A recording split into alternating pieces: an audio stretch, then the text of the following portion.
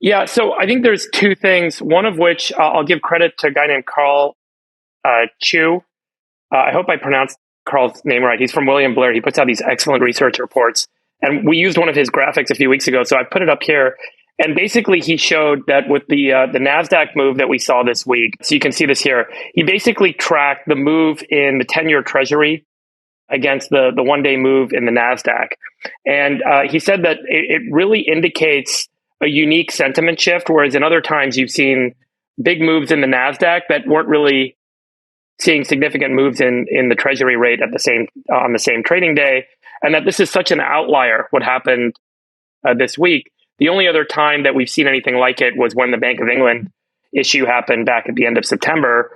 In the last 20 times that we've seen this big of a move in the NASDAQ in a single day. And so we saw a 31 basis point move in 10-year treasuries in a single day, at the same time that we saw, a 7-point move in the NASDAQ.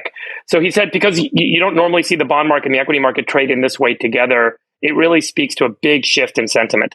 Now, at the same time... What is that shift in sentiment?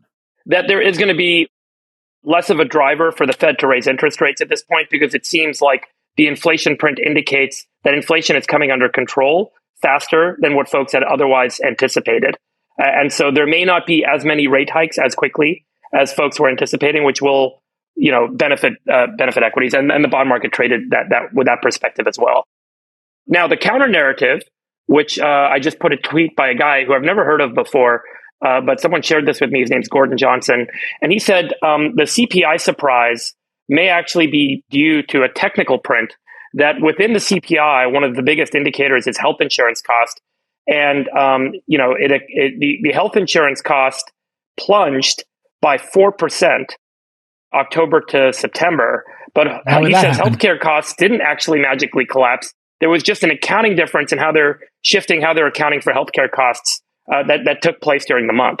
And if you did not, if you assumed that was flat month over month, you would end up actually with a 6.7% year over year print, which was higher than expected. So there is a counter narrative going on in the market.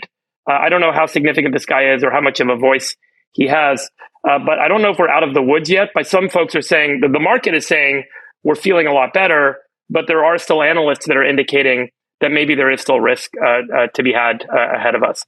I think the sharps tend to be on that second perspective. Yeah. And by the way, I'll say this week I heard 5.5 points even after that print. So it is where we're going to get to.